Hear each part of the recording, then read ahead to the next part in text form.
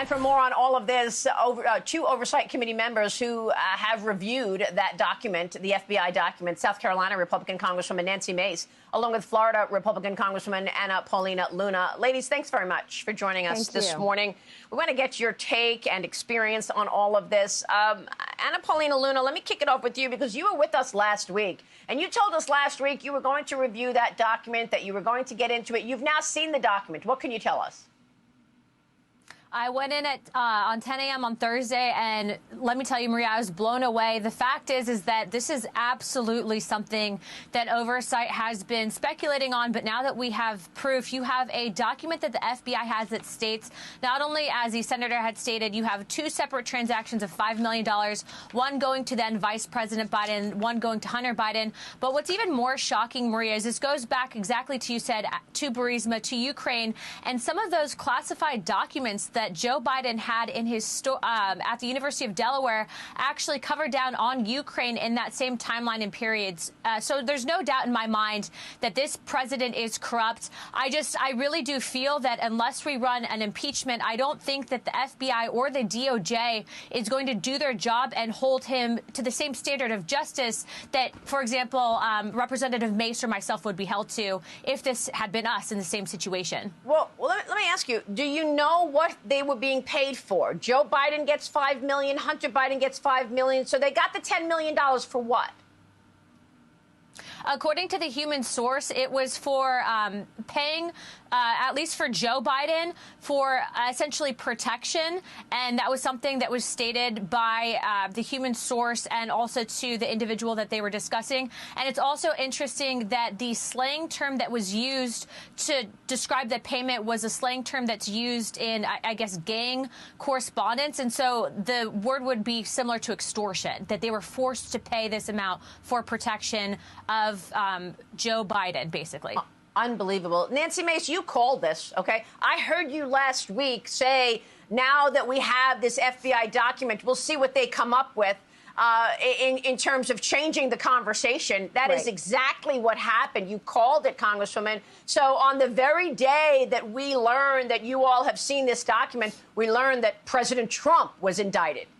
Your reaction to the document? No, that's right. And honestly, no one's made the connection yet either, Maria. But when we got access to the suspicious activity reports, the day we got access to the SARS reports, Alvin Bragg indicted Trump in New York. The day that we got access to this 1023 form showing bribery between Joe Biden and Hunter Biden in Ukraine, they indict Donald Trump again. Every time the Oversight Committee has evidence of corruption, bribery, money laundering on the Biden family, they indict Donald Trump. And whether you agree with Donald Trump politically or not, most of America sees this for what it is. It's weaponizing the executive branch to take out your political enemies. And look, Joe Biden wants to give Donald Trump a death sentence for documents. He's facing hundreds of years for mishandling documents, and they want him to die in jail. And yet Hillary Clinton's standing free today. She's bragging about the two-tier system of justice, raising money off of it, but her emails. Joe Biden has classified documents. He mishandled them as vice president. Mike Pence mishandled classified documents as well as vice president. So all these people are held to a different standard except for Donald Trump. And I think people see it for what it is today.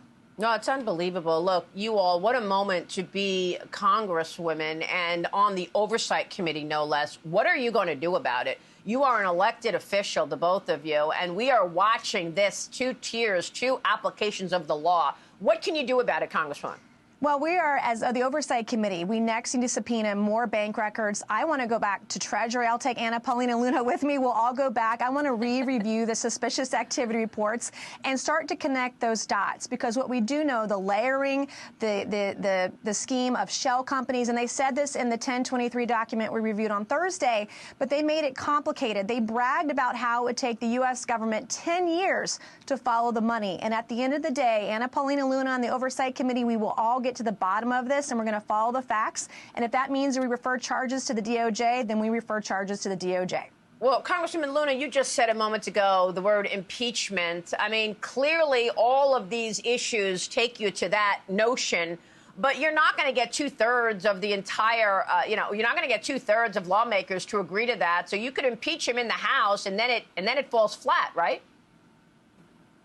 I mean, I think right now what I'm more concerned with is I don't have faith in the DOJ or the FBI anymore, and that makes me sad to say as a member of oversight because of what I'm seeing and how they're conducting these investigations. And really, even if you go back to the Durham report, Maria, on page 8 or 9 of the Durham report, it talks about how they even gave special treatment to Hillary Clinton prior to the 2016 election cycle. So I feel that that's probably the only way that we'll be able to actually conduct this investigation and actually get the facts out to the American people, because we are subpoenaing. But as you saw, I mean, we had to literally threaten the head of the FBI with contempt of Congress. And even then, so they gave us a document that was still mostly redacted. And so that is not, you know, they're accountable to the American people. They're accountable to Congress. And it is our job, if they're going to play games like this, I mean, at what point do we stop and say, this is really, I mean, if we don't do anything, it's lost. This country is lost. Well, it's clearly politicized when we look at how the applications of the law are so different. Final word, Nancy Mace. Yes. No, we're going to work very hard to show the American people they want transparency. They want accountability. They want folks to take responsibility for their actions if they're corrupt, whether you're Republican or Democrat. We're going to show that to the American people. And it makes 2024 that more important that we win. We win the White House, we keep the majority in the House, and we flip the Senate, because we cannot continue off this Rubicon. We're crossing that Rubicon now. The American people deserve the truth. Paulina Luna, final word. I agree exactly like Nancy said. If this was a Republican, we would have the same viewpoints. We absolutely need to be the last line of defense here. We're doing everything we can. And all I can say is for those watching, have faith. We are going to get to the bottom of this, and Joe Biden won't be laughing for much longer. All right. Thanks very much, ladies. Appreciate your time. South Carolina Congresswoman Nancy Mace, Florida Congresswoman Paulina Luna. Thank you.